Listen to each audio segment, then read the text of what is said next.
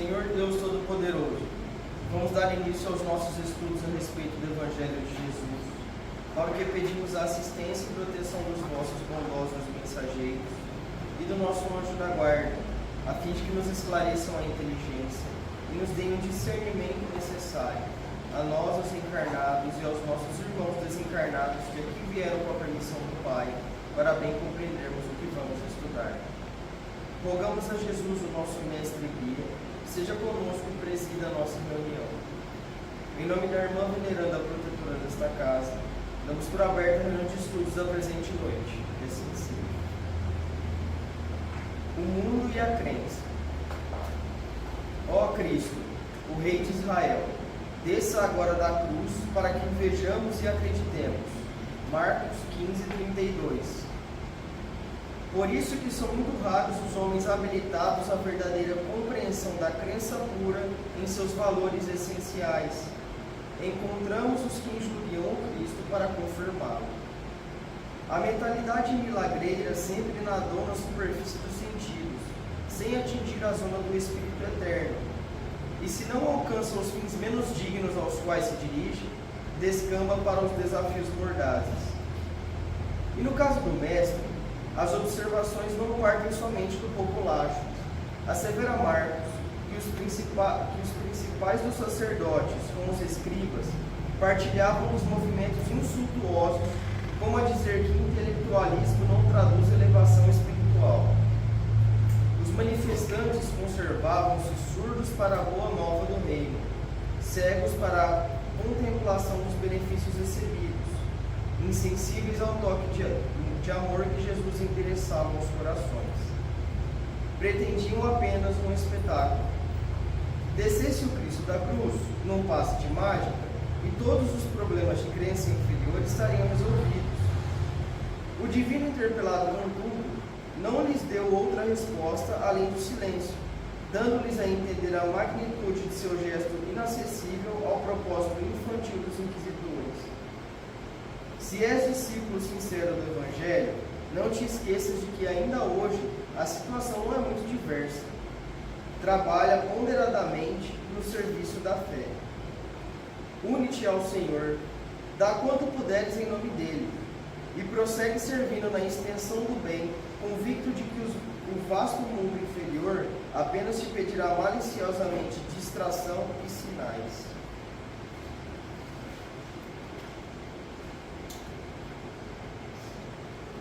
Pai nosso que estás no céu, santificado seja o vosso nome, Senhor. Que venha a nós o vosso reino. Seja feita a vossa vontade, assim na terra como no céu. O pão nosso de cada dia nos dai hoje, Senhor. Perdoai as nossas ofensas, assim como nós perdoamos aos que nos têm ofendido. E não nos deixeis que entremos em tentações, e livrai-nos, Pai, de todo o mal, porque seu é o reino, o poder e a glória para sempre. Amém. Espíritos esclarecidos e benevolentes, bondosos mensageiros de Deus, que tendes por missão assistir aos homens e conduzi-los pelo bom caminho, sustentai-me nas provas desta vida. Dai-me força para suportá-la sem murmurar. Afastai de mim os maus pensamentos e fazer que eu não dê entrada a nenhum espírito de tentação vir e conduzir-me no caminho do mal. Esclarecei minha consciência com relação aos meus defeitos e tirai-me de sobre os olhos o véu do orgulho, capaz de impedir-vos perceber e confessar os argumentos. A ti, sobretudo, bondoso anjo da guarda, que mais particularmente velais por mim, e a todos vós, espíritos protetores que por mim vos interessados, fazer que me torne digno da vossa proteção. Conheceis as minhas necessidades, para seja atendido segundo a vontade de Deus. Que a paz que irradia do coração de Jesus e que abrange toda a terra, possa ser assimilada por todos os corações aqui presentes, tanto encarnados quanto desencarnados, para que ele possa ter essa paz, possamos compreender as leis que regem o mundo espiritual e ter a sabedoria de praticá-las em nossa vida aqui. Em nome do nosso Mestre amado Jesus, na irmã venerando sua equipe espiritual que nos assiste, bem como dos nossos anjos da palavra, solicitamos que a tua esposa seja purificada em nosso meio. Que assim seja. Damos graças a Deus. Amém.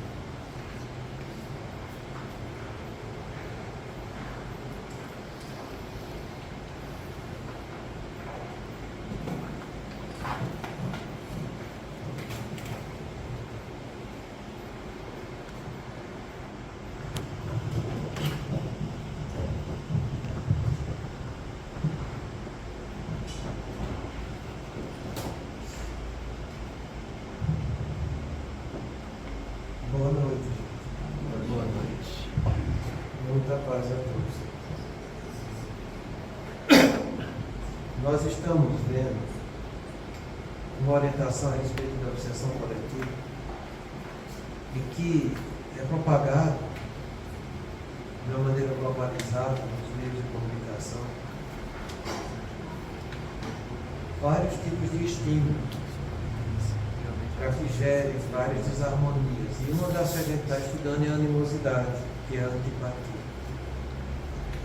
A gente trouxe do Livro dos Espíritos uma pergunta sobre a antipatia, e que fala bem de perto para a gente, e gera antipatia, principalmente entre os casais. Tendo em vista que hoje em dia a taxa de separação com 15 anos de relacionamento chega a mais de 60%. Isso quer dizer que em 15 anos as pessoas estão mais descasadas do que casadas. Antes do Covid, a taxa chegava a 50%. Depois do Covid teve esse segundo. Né?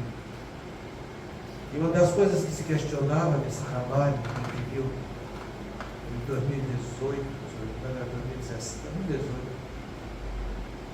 é que dos 50% que não estariam desfeitos até os 15 anos, a previsão é de que esses 50%, metade iriam se divorciar. Então, no frigir dos ovos, a gente tinha por média que os casais chegariam no máximo a 25% dos seus relacionamentos conjugais aqui na Terra. Isso está de acordo com as experiências que o próprio Divaldo Jana de Anjos nos fala, e que diz que mais de 95% dos relacionamentos hoje em dia são relacionamentos expiatórios. E isso é importante a gente falar para que vocês percebam que estatisticamente em 2018 25% só das pessoas que conseguiam levar um relacionamento até o fim, sendo ele expiatório. Mas não quer dizer que passando pela expiação teriam resolvido os problemas. Porque a pessoa só resolve um problema expiatório quando ele se repara. E a grande parte das pessoas que vivem passando por expiação, elas passam pela dor e pelo sofrimento, moral e físico às vezes, e não fazem o bem. É o que a gente escuta muitas vezes no consultório da gente. Passei a vida inteira vivendo com esse traste. Agora eu vou levar até o fim. É muito comum a gente escutar isso. E por que eu estou falando isso? É para que vocês entendam que nós não sabemos aproveitar a expiação que a vida está nos dando. Não sabemos. Eu estou trazendo para vocês estatísticas atuais de um só problema que a gente está passando, que é relacionamento conjugal. Então, quando a gente traz isso para estudar, mostrando que a antipatia vai prevalecer ao trabalho da simpatia, como está aqui no Livro dos Espíritos, é um caso bastante verdadeiro. E não pensa você que sua família vai estar fora disso. Não pensa. É uma taxa muito alta de separação. Por mais que você tenha conseguido educar e levar seu filho para o caminho do bem, será que a companheira ou o companheiro dele também conseguiu receber uma educação desse jeito? É complicado isso. É muito complicado. Então que a gente procure estudar isso que a gente está fazendo hoje, principalmente com algumas definições que eu trouxe, entende? E que digo para vocês, digo abertamente, foi de grande importância para mim essas definições. Porque eu precisava ter um esclarecimento maior, eu sempre busquei um esclarecimento maior a respeito disso. E com isso agora ficou mais fácil de eu entender. Entende? Fica mais visível e você perceber o que é esse sentimento de amor. Porque se fala tanto em amor. Eu li um trabalho de um oriental falando que ele fez pesquisa sobre essa palavra amor e encontrou 62 definições diferentes. Ele não estava mentindo, é um trabalho científico. E o que eu quero que vocês entendam é que, quando eu falo amor, qual será dessas 62 definições que está na cabeça de vocês?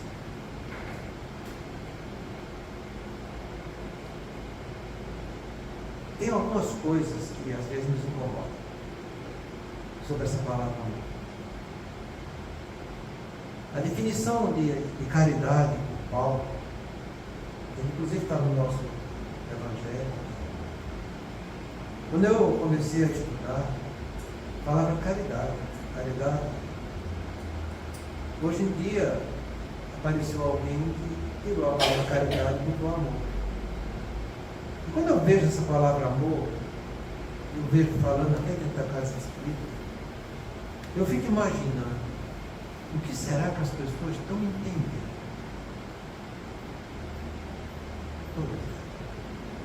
Kardec foi preciso quando disse fora da caridade não há salvação.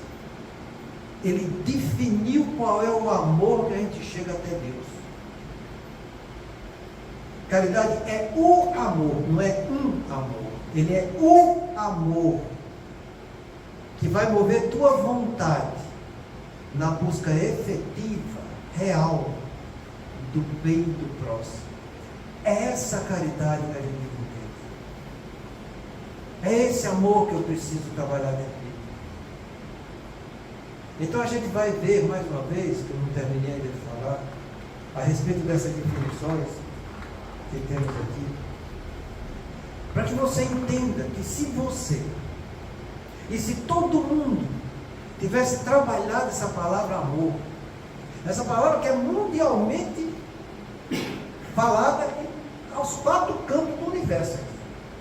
Todo mundo fala de amor, em qualquer idioma, em qualquer onde você for, os esquimós, entendendo? Mas na África, onde você for é amor. Meu, se isso é tão importante, se isso fala tão grande na humanidade, por que é que as pessoas não têm o bom senso de dizer amor, vem desse jeito, assim assado? Está entendendo como que é? Então, é isso que você tem que trabalhar, é isso que você tem que entender. Porque os mandamentos de Jesus estão lá. Amarás o Senhor teu Deus, de todo o teu entendimento, de todo o teu coração, de toda a tua força, de todo o teu espírito. É um amor espiritual que ele já está falando. Eu não entendo o amor carnal, meu. Jesus fala do amor espiritual há 2000 anos atrás, eu ainda não consegui ter uma definição precisa do que é o amor do ponto de vista civilizatório humano. Aí depois diz, amarás o teu próximo como a ti mesmo. Aí depois amarás uns aos outros como eu vos amei. Amar os vossos inimigos. Então, está aí o amor. Então, que amor que é esse? Que amor que é esse? Como é que eu vou trabalhar esse troço? Você entende que seria tão fácil, para as criancinhas, quando começaram a estudar, saber a definição de amor? Para que essas crianças cresçam sabendo que sentimento que é esse? Que dificuldade tem definir uma palavra que tem um peso para a nossa vida inteira, aonde você for, gente. Se é filosofia é amor, se é ciência é amor, se é religião é amor, entende? Mas não se tem o bom senso de dizer amor vem disso, disso e disso. Tem 3 coisas que tem que estar nesse sentimento, do ponto de vista positivo, que é o apreço, a consideração e o carinho. Se o amor que você está tendo não tem isso, não é amor. É qualquer outro sentimento, mas não é amor. Então a gente já viu, esses dias atrás, o apreço, o sentimento de reconhecimento e de valorização, que implica na admiração, simpatia por alguém. Então, quando alguém está trabalhando a animosidade, a antipatia, ela está batendo de frente com o apreço. Porque é do apreço que vem a simpatia. E como é que eu vou ter um relacionamento com o outro harmônico sem simpatia? Não tem. É impossível. Então você tem que aprender a reconhecer e valorizar o outro. A valorização é reconhecer qualidades. São os valores que me dão as minhas qualidades. Então você vai olhar para o outro e ver as qualidades boas que aquela criatura tem. Os valores que ele vive. Os valores que ele vai em busca. Como é que ele trabalha baseado nesses valores? Você reconhecendo isso, que é sempre coisa positiva, isso vai desenvolver simpatia. Jesus, na sua grande sabedoria, falou para a gente desse apreço, no amor mais sublime que a gente poderia trabalhar, que traz mais desprendimento do ser humano. Quando ele falou, amai vossos inimigos, e deu a receita. Bendizei os que vos maldizem. Para eu bendizer algo de alguém, eu estou trabalhando no apreço. Eu estou reconhecendo o valor. Para eu bendizer esses valores dele. O que é que Jesus pediu? Para que eu seja positivo. O trabalho dele. Mesmo que o outro estiver me fazendo mal. Aí vem o Divaldo, uma frase bombástica dele, que eu acho bonita demais, e diz: o mal que me faz mal não é o mal que os outros me fazem, mas o mal que eu faço ou o mal que os outros me fazem. Mais ou menos a mesma coisa. Eu tenho que fazer o bem. Então, bendizei os que vos maldizem. Reconhece o valor, a valorização do outro, porque você vai começar a ter simpatia por ele. Então, no lugar de ter antipatia, você vai ter simpatia. No lugar de ter animosidade, não. Você vai sentir um laço de união com aquela outra pessoa. Valorizando o que é positivo. O que é positivo. E aí você vai começar a trabalhar o amor, porque isso nasce da estima. Depois a gente viu sobre consideração. É a valorização e respeito por alguém demonstrado através de atitudes e palavras. E quando ela fala atitudes, fala conduta, você ter respeito, valorizar. Eu já falei para vocês, se a gente trabalhasse só essa palavra em nossa encarnação, você já não estaria nem no planeta de regeneração. Estava um passinho mais para frente. Para você ver o peso que tem essa palavra respeito. Respeito em relação àquilo que me é superior, eu vou ter quando eu pratico obediência, submissão e temor no sentido de reverenciar. Então, em relação a Deus, a Jesus, teu anjo da guarda, teu Pai, tudo que é superior, você tem que ter obediência, você tem que ter temor no sentido de reverenciar, e tem que ter submissão. entendendo que submissão completa a gente deve só a Deus. O que a gente não faz. Porque se você tivesse submissão completa a Deus, você não reclamava de nada. Porque Deus está em tudo e em todos. Se você reclama, já não tem submissão. Então, entenda o peso dessa palavra. Se no lugar de reclamar, você tivesse submissão, você seria obediente. Obediência é o consentimento da razão, resignação, consentimento do coração. Você entendeu? Então, você teria obediência porque você estava usando a razão. Você não estava vindo atrás do seu desejo, o que você quer, o que você pretende. É razão. Razão. Essa capacidade de pensamento que me faz entender as leis universais, que surge através da dedução, que nasce da argumentação e da abstração. Então você vai ser uma pessoa pensante. É isso que eu quero que vocês entendam, esse respeito. Respeito em relação ao igual, está aqui. Relação horizontal, cônjuge, irmãos, vida social, nós aqui dentro. Relacionamento horizontal. O que é que tem que ter para ser respeito? Lealdade, honestidade e justiça. Você ser leal, ser fiel, quer dizer que o que você pensa, o que você fala, o que você faz é a mesma coisa, porque você é fiel, você é leal. Se você pensa, fala outra coisa, você não é fiel, você não é leal, você é hipócrita. Por isso Jesus falou tanto essa palavra hipócrita. Porque a gente é hipócrita mesmo. O ego se machuca com isso. Ai meu Deus, eu hipócrita? Sim. Quantas vezes você falou justamente o oposto que seu pensamento estava querendo dizer? Quantas vezes você fugiu do trabalho, dizendo que ia trabalhar e arrumando desculpa porque não foi? Isso é falta de lealdade. Honestidade é você ser sincero. É você falar só a verdade. Eu falei só, para que você não entenda. Esse só com toda. Quando eu falo toda a verdade, eu não sou sincero, sou franco. Quando eu falo só a verdade, eu sou sincero.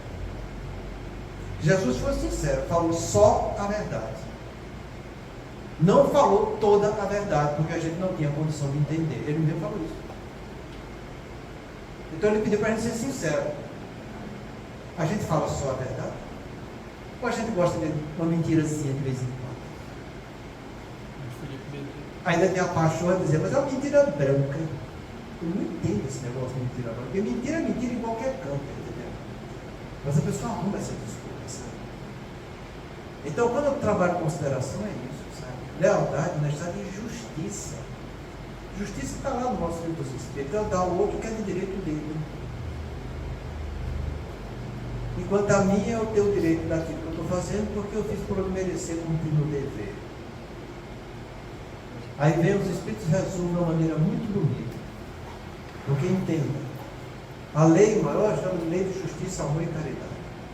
Justiça e amor não se separam. É impossível você amar sem usar justiça, é impossível você usar justiça sem amar. Então, a regra de ouro, para amor você já sabe, fazer o próximo que gostaria que fosse feito para você. E da justiça é uma negativa, você não fazer ao próximo que não gostaria que fosse feito para você, que é você respeitar o direito do outro. Amor e justiça não se separam. Aqueles que tentam separar o amor da justiça são os nossos irmãos trevosos. São extremamente justos, mas não trabalham sentimento nenhum. É a justiça por excelência. Então, entenda que toda vez que eu não respeito o direito do meu próximo, eu estou comprometendo um desrespeito grave. Porque eu tenho que ficar de olho nisso, porque eu quero também que o meu direito seja respeitado. Então, o respeito em relação inferior, esse também fala de três coisas. Você tem que ter tolerância, você tem não discriminação e consideração. Aí, enfim, apareceu a palavra consideração. Porque é aí que entra a consideração. É em relação com o inferior. E o de tolerância. Você acha que está tendo tolerância entre os casais que estão se separando mais de 60% em 15 anos? Você está achando que não tem discriminação? Você acha que tem consideração um com o outro?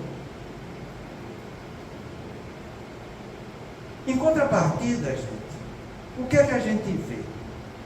A gente vê as comunicações chegando das mais variadas formas, seja lá com a rede social que você esteja vendo, ou celular, ou seja lá televisão, rádio, jornal, não interessa quem.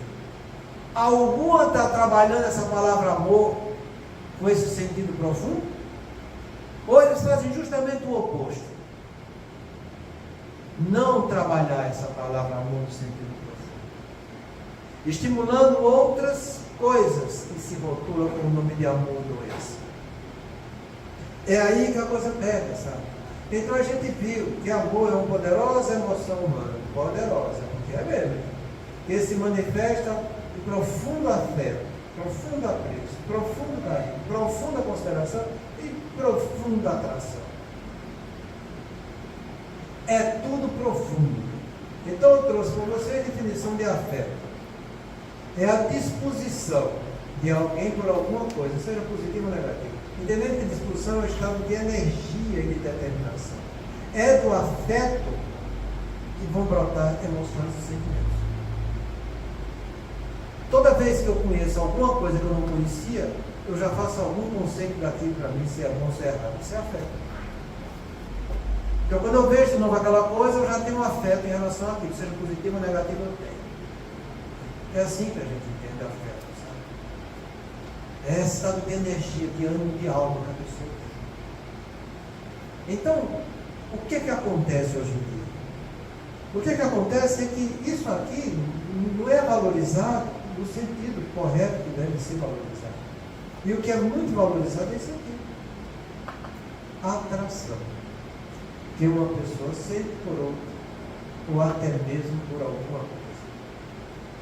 Esse é o amor.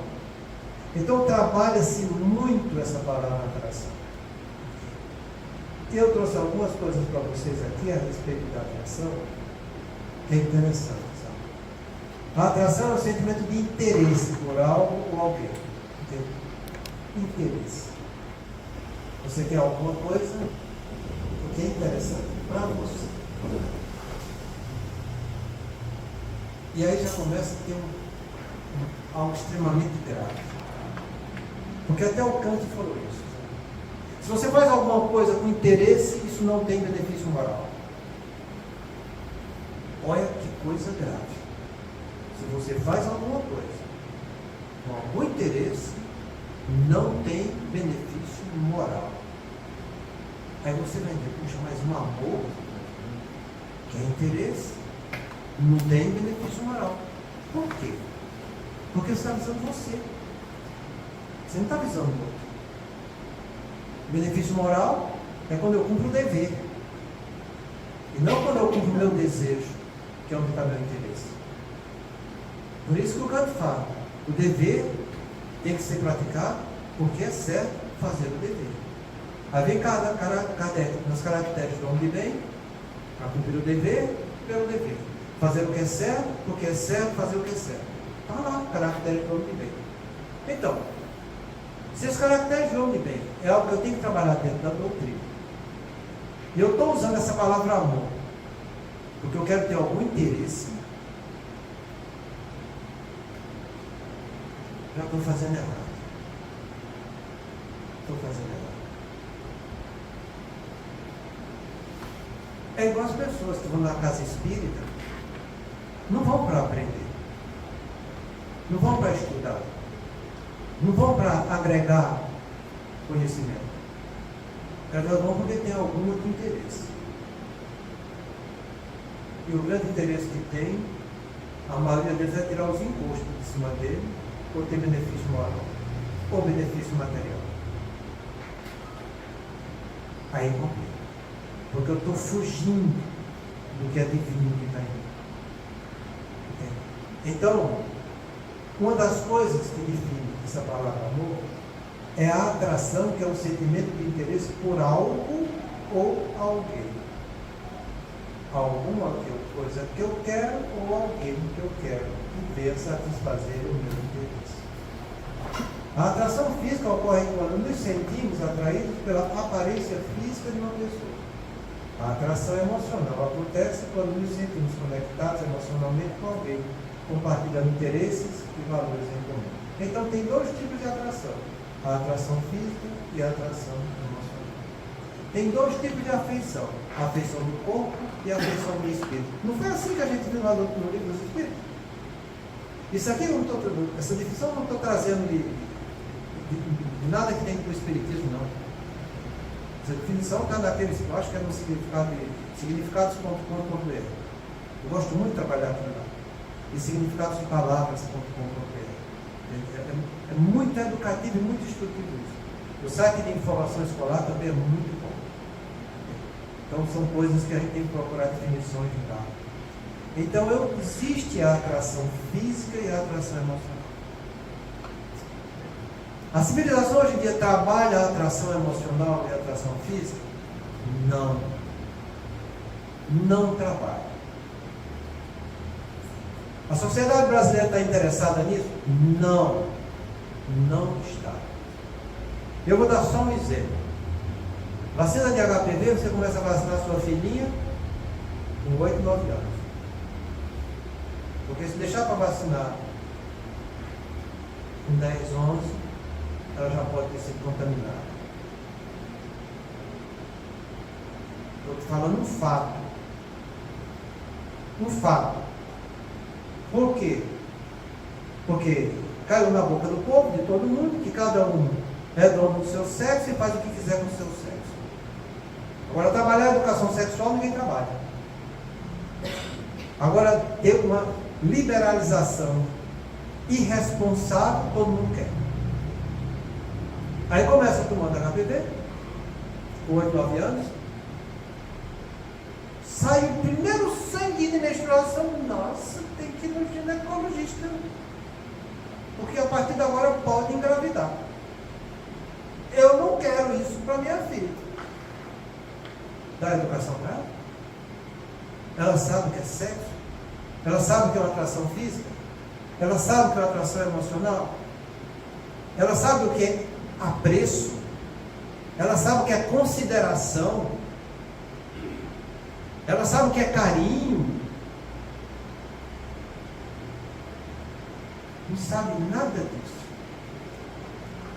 Mas ela vê na escolinha, porque uma vai cobrando da outra e outra cobrando de outra, mas você não fez ainda? Nossa, tu está para trás, a gente já fez, está entendendo? Tu tem que fazer também, coisa e tal.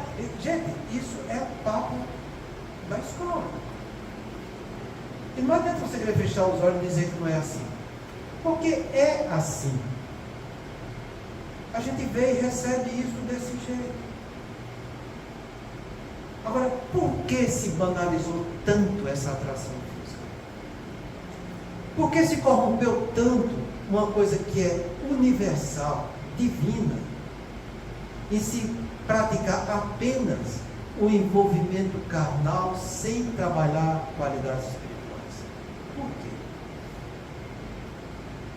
Como é que você acha que vai se constituir uma criatura que desde cedo nem amadureceu o eixo hipotálamo hipofisário dela, com as glândulas dela, nem amadureceu, você já está dando uma bomba de hormônio. Você sabe como é que fabrica hormônio concepcional? Você pega a maioria das mulheres com 26, 28 anos, que é a idade mais fértil da mulher, 26 anos, até 28. Você vê a carga máxima de hormônio que existe na maioria delas. Você pega o teto, que foi mais alto, você bota mais 50% em cima de hormônio e faz ela tomar. Porque aí vai bloquear a ovulação dela. Aí você não. É a pessoa com todas o seu simplismo, simplismo. Ah, quando eu fizer uma engravida, eu paro para mamãe engravida. Será que é desse jeito? Eu vou te dar um exemplo só de um detalhe do que é remédio. Vocês já leram o livro obreiros da vida eterna. Tem a história do Cavalcante, que estava desencarnado. E Cavalcante, ele tem fobia de morte. Era uma pessoa maravilhosa, boníssima, caridosa por natureza. Não era espírita, católico, mas tinha fobia. Como todo mundo tem fobia por alguma coisa, ele tinha fobia pela morte. E ele mereceu assistência na morte dele. Mas ele não conseguia entender a morte do ponto de vista espiritual, porque ele foi educado no catolicismo e ele fazia muitos questionamentos, e como a fobia era grande, ele tinha um receio, uma fobia de cair no fogo do inferno, mesmo sendo uma pessoa boa por natureza. Então, no momento que ele está próximo de desencarnar, vocês já leram né, Os Homens da Mediunidade, tem um capítulo chamado Mediunidade no Leito da Morte. Vai passar, todos os anos vão passar por isso, ó. Todo mundo vai passar. Bom ler. Então o Cavalcante começou a ver o mundo espiritual, né? E o que é que ele via? Junto daquela enfermaria do Sudão. Que não era nem Sudão naquele tempo, né? Não sei mais nem quanto tempo que a gente usava isso. Então ele via as pessoas com feridas nas pernas e via os obsessores lambendo as feridas. Eles viam as atrocidades no mundo espiritual desses obsessores e começavam a falar: para com isso, como é que você viu lamber perna ferida desse jeito, alucinando, entre aspas, delirando, entre aspas. Aí chegou o médico lá e foi fazer um calmantezinho para ele. Aquele calmantezinho que ele fez, a carga eletromagnética do calmante, seja lá qual foi, benzodiazepina, passou no perispírito dele e anestesiou o perispírito dele. E o Jerônimo fala: infelizmente, nosso irmão terminou sendo perturbado por essa injeção. E agora vai passar algum tempo para poder acordar da influência dessa injeção no mundo espiritual. E assim foi. Uma injeção no leito da morte. Uma injeção calmantezinho. Calmantezinho que todo mundo gosta. Clonazepam está aí de graça para todo mundo tomar. Vai no posto, toma um clonazepam, fica legal. Fica se anestesiando. Não estou dizendo com quem toma que precisa. Estou dizendo que a maioria toma sem precisar. E a grande maioria faz isso para fugir de sua responsabilidade de ter autocontrole. Porque não tem disciplina para elas mesmas, que é o que a gente está estudando na segunda-feira. Então você vai lá, pega a sua filha, dá uma bomba de hormônio dessa. A bichinha nem seio direito tem. Nem isso tem. E você toma hormônio. O que é que você acha que acontece no perispírito dela? Se uma injeção fez isso com o Cavalcante, você acha que não perturbou os centros de força perispirituais dela, responsável pela reprodução? Você acha que não vai causar mal nenhum?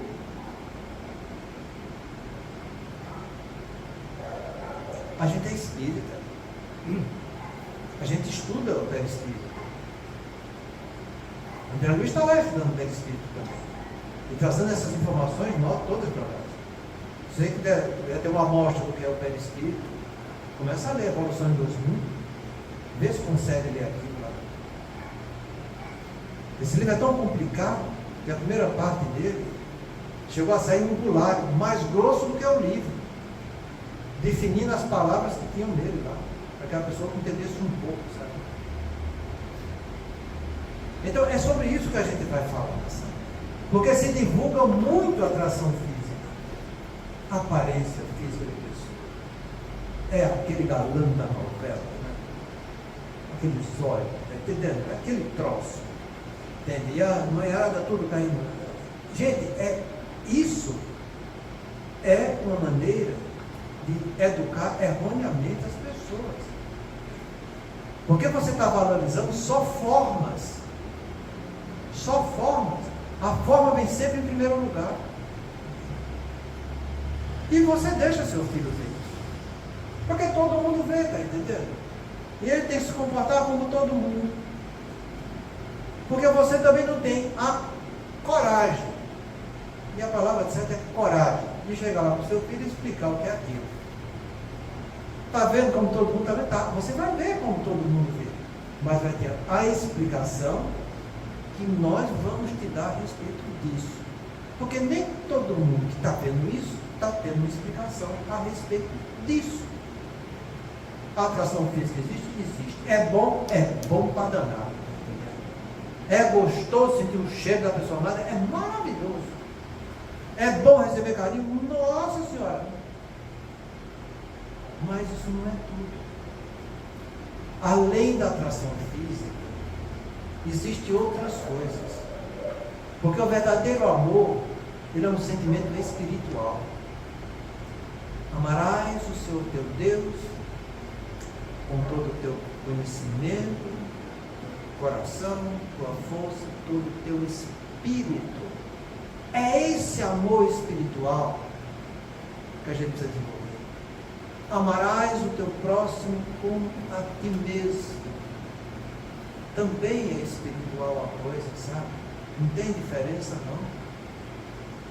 Então procura, se você se interessar por alguém, ver se tem, pelo menos, alguma coisinha emocional, interesse, valores em comum com essa pessoa. Porque se não tiver, não vai ter consistência. Todo mundo sabe que a paixão, que visa exclusivamente, praticamente só isso, um vínculo de atração física, ela é condenada a desaparecer. Ninguém vai viver a vida inteira apaixonado. Como os trabalhos de neurociência mostram que a paixão é um sentimento de emburrecimento do ser humano. A pessoa apaixonada não consegue raciocinar.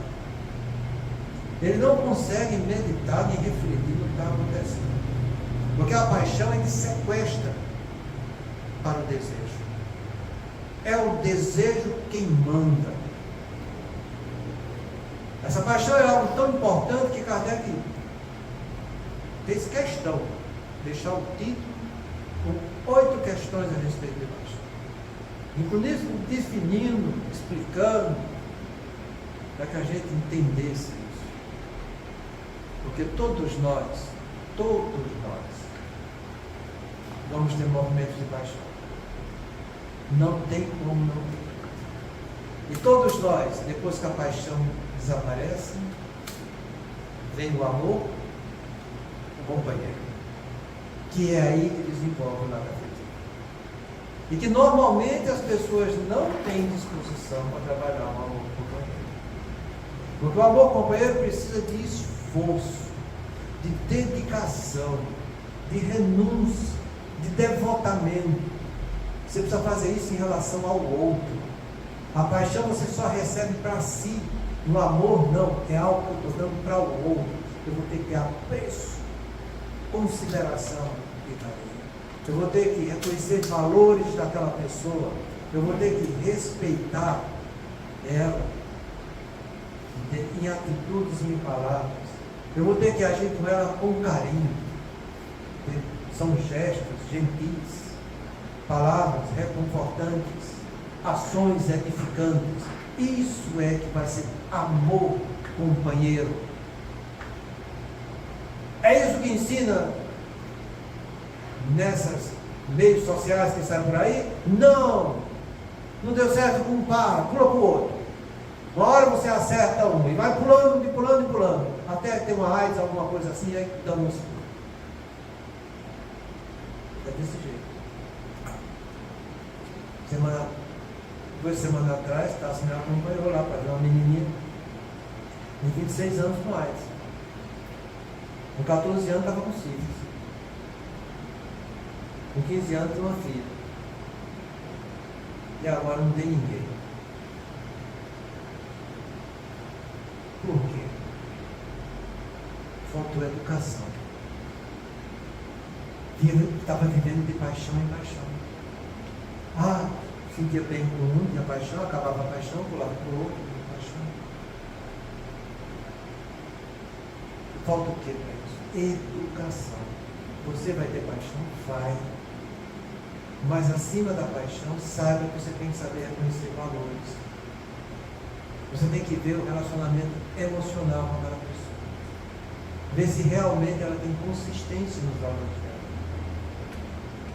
Ah, mas eu educo ela, dou conta dela, eu ensino. Não ensino. Não ensino. A gente sabe hoje em dia que quem vai trazer educação moral para nós são os nossos pais. Nossos pais ensinam qualidades morais. A segunda coisa que nos traz qualidades morais é a nossa religiosidade. E a terceira é a filosofia. Isso traz qualidades morais. Se dentro da tua casa tu não tem, porque teu pai não está nem aí, está querendo mais é que você toma HPV e vá tomar anticoncepcional para não engravidar, é uma pessoa extremamente irresponsável. Aí você começa a entender, porque que André Luiz, quando chegou lá em nosso lar, o Vicente falou para ele, aqui tem galpões imensos, onde as mães estão reaprendendo o valor da maternidade. E que os pais estão aprendendo o dever da maternidade.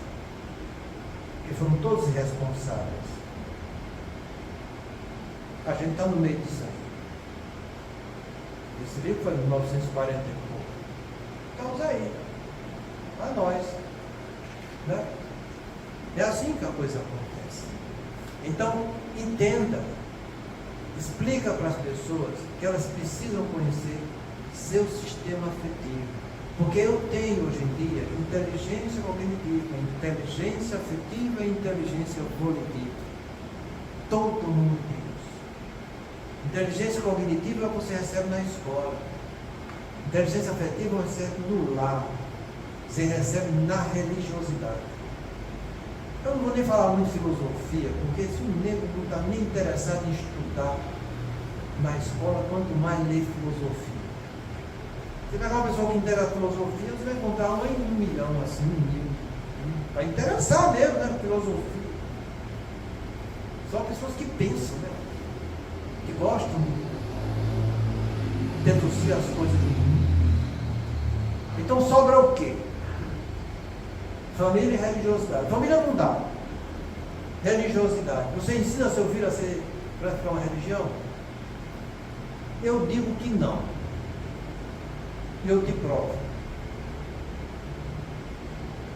Porque você começa a ensinar seu filho que tem religião dos 2 aos 4 anos de idade. É nessa fase que a gente chama de fase do dever. Você vai despertar no seu filho o sentimento do dever, do que ele deve fazer. Toda criança, quando começa a falar uma frase completa, em torno de 1 ano e 8 meses, ela, eu quero isso aqui. E se você vê que aquela frase não é correta, você tem que chegar na sua vida e dizer, olha, isso que você está fazendo não é certo. E não é certo por causa disso, disso, disso, disso. O certo é assim, por causa disso, disso, disso. E eu sei que é assim porque eu estou aprendendo assim com essa religião que eu segui. Com essa filosofia que eu segui. Então você dá para o seu filho a religiosidade como o norte da vida de todos nós. Você fez isso? Duvidodó. Duvido. Porque até 4 anos de idade, a criança formou no desenvolvimento cerebral dela normal a capacidade que ela tem de aprender, que vai precisar aprender. Se você não fez isso até os 4 anos, a vida vai fazer. De uma forma muito dolorosa para ela. Porque ela já vai crescer achando que o que ela sabe é o que é verdade, que ela não vai precisar aprender nada. Mas você vai com 4 anos, sim, né? Dado de neurociência no mundo inteiro, sabe? Aí chega a criancinha lá na escola, não teve referência de família. Porque ela viveu numa casa, mas não viveu em família. Quando eu vivo em família, eu troco a afetividade. Eu mostro que existe afeto. Eu ensino a trabalhar a fé. A escola vai trabalhar conhecimento, cognição, inteligência cognitiva. Aí quando chega na adolescência, vem os caracteres sexuais secundários, e com ele vem toda a afetividade do ontem, dos desregramentos que eu tive, dos prazeres que eu senti, e ela vai ter o quê para barrar e educar essa afetividade sexual dela? Nada. Porque você não deu em família, a escola também não deu, não definiu nem para ela o que é amor, ela só está sendo levada com as outras porque ela vai sentir os hormônios mexendo nela, ela vai sentir aquele interesse de sexualidade, porque aquele desejo vem, ela sonha aquilo, ela lembra daquilo do ontem, entende? E aquele troço vem, vai tomando conta dela, e ela diz, e agora? E agora eu sou eu, porque ninguém disse que eu tinha que aprender a aprender. Então, eu sou eu, todo mundo faz, então eu vou fazer também, e vamos ter relação sexual, porque eu tenho direito. Mas o dever que é bom, ninguém ensinou. Então fica as criancinhas se envolvendo com atração física, liga a televisão, é isso? É o quê? É esse troço aí que chama BBB, né? Entendendo? Eu não sei como é que... Não sei. Está lá. Está lá. A pessoa curte, meu. Porque se não curtisse, não estava lá. As pessoas gostam. As pessoas dão dinheiro para isso. E eles estão interessados em quê? Em ter dinheiro. Na tua mediocridade. Na tua falta de desenvolvimento intelectual e cognitivo. Na tua irresponsabilidade. E daí? E daí que nossos filhos, está lá no livro dos Espíritos para vocês aí. Paternidade é missão? É missão. Missão. O que é que o pai tem que fazer? Colocar filho no caminho do bem. Mas em vez de colocar filho no caminho do bem, estão mais preocupados em ver suas frutas crescerem no quintal, quer dizer, mais interessados no material do que educar seus filhos. E aí? Estou falhando na minha missão. Ensina as coisas. Não é difícil. Não faz como os outros que arrumam desculpas para rapaz. Não, mas eu tenho vergonha. Vergonha? Mas depois que tu fecha a porta do teu quarto, tu perde toda a vergonha, né? Isso é hipocrisia. Isso é falsidade. Falta de hombridade e de honestidade. Não existe lealdade. Não existe justiça. Não existe consideração por uma criança. Não existe tolerância para chegar para ela e dizer o caminho da verdade. Você está discriminando seu filho. Você faltou com todas as classes de respeito que possa existir. Aí quando cresce, você diz, esse menino só dá trabalho, doutor. Não tem porquê, tá entendendo? Isso é companhia ruim. Ele faz isso, não toma. Agora quer beber, quer droga, não sei o quê. Olha, você ensinou para ele que ele tem que educar o sistema de recompensa dele? Onde está o sexo, o narcisismo, o poder e dinheiro? Está lá no sistema de recompensa, é o desejo dele. Você trouxe informação para que ele aprendesse o que é certo e o que é errado, o que ele deve e o que não deve fazer, com o sexo que ele tem? Você ensinou que ele tem que respeitar o sexo dos outros? Ou banalizou tudo? Se você quiser, tá, pode tudo. Pode tudo.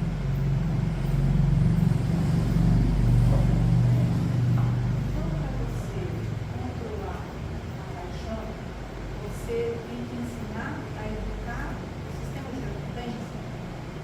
É isso? Porque a paixão, ela domina aqui, né? Às vezes você perde até a condição de raciocinar. Você tem que ensinar as pessoas a trabalhar a função executiva do ser, que é não estar no seu pré-frontal. Essa função executiva, eu não tenho a minha capacidade de tomar decisão, de fazer planejamento, de educar minhas emoções, impulsos e meu comportamento social. A gente não controla as emoções. A gente controla o que a gente vai fazer com as emoções que a gente sente. A gente não controla nossos impulsos. Eu vou controlar o que eu vou fazer quando o impulso chegar para mim. Entende? Porque eu falo com meu filho,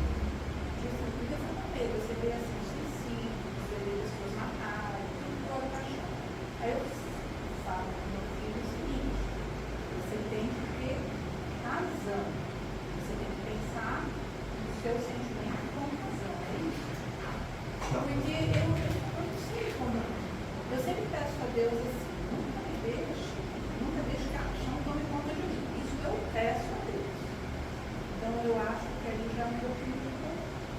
A paixão ela tem um lado positivo também. Ela não é toda negativa. A paixão você tem que ver.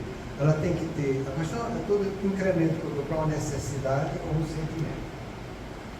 Se o sentimento, a gente define de valência positiva e negativa. Se o sentimento é de valência positiva, aí até bom. Agora, se a minha paixão está sendo controlada pela minha vontade e é um sentimento positivo, joia. Você vai fazer coisas maravilhosas. Mas se a sua paixão controla a sua vontade, que é onde está a função executiva de você só vai fazer coisa ruim. Então, a função executiva nossa é você usar o seu pré-frontal.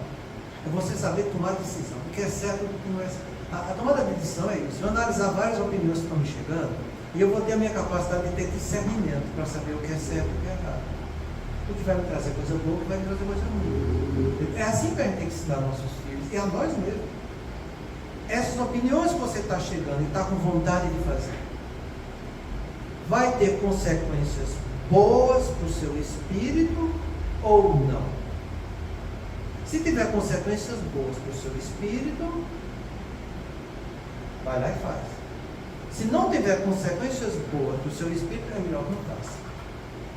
Entendeu? Então, a tomada de decisão é isso. A gente tem que ensinar as pessoas a pensar e refletir naquilo que ele está querendo fazer, quais as consequências que vai haver quando chegar no mundo espiritual.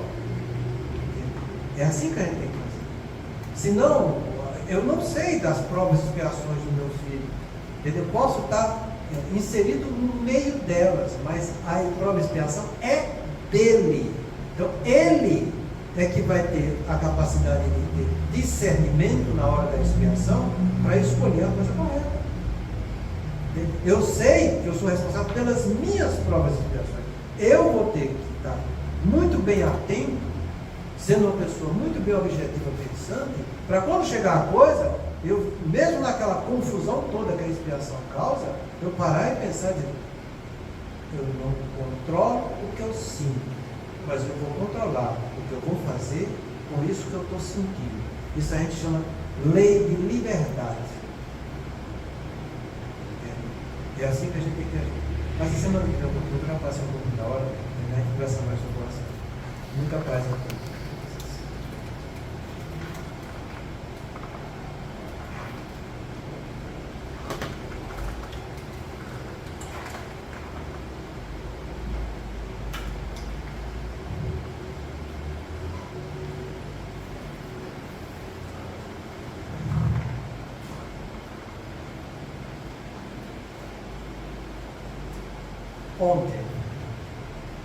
Ontem, atraiçoamos a confiança de um companheiro, induzindo a derrocada moral. Hoje, guardando na condição de parente difícil, que nos pede sacrifício incessante. Ontem, abandonamos a jovem que nos amava, inclinando ao mergulho na lagoa do vício. Hoje, temos-la de volta por filha incompreensiva, necessitada do nosso amor. Ontem, colocamos o orgulho e a vaidade no peito de um irmão, que nos seguiu os exemplos menos felizes. Hoje, partilhamos com ele a afeição do esposo despótico e de filho problema, o cálice amargo da redenção. Ontem, esquecemos compromissos veneráveis, arrastando alguém ao suicídio. Hoje, reencontramos este mesmo alguém na pessoa de um filhinho, portador de moléstia irreversível, tutelando da custo de lágrimas o trabalho de reajuste. Ontem, abandonamos a companheira inexperiente, amiga de todo auxílio, situando nas garras da delinquência. Hoje, achamos ao nosso lado, na presença de esposa conturbada e doente, a exigirmos a permanência no curso infatigável da tolerância. Ontem, dilaceramos a alma sensível de pais afetuosos e devotados, sangrando-lhe o espírito apunhaladas de ingratidão.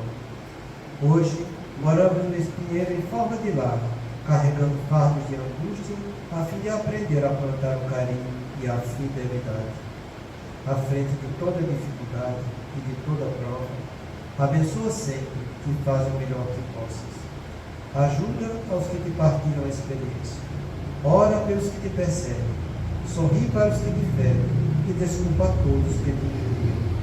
A humildade é a chave da nossa libertação. E sejam quais sejam os teus obstáculos em família, é preciso reconhecer que toda a construção moral no reino de Deus, perante o mundo, começa nos alicerces invisíveis da luta em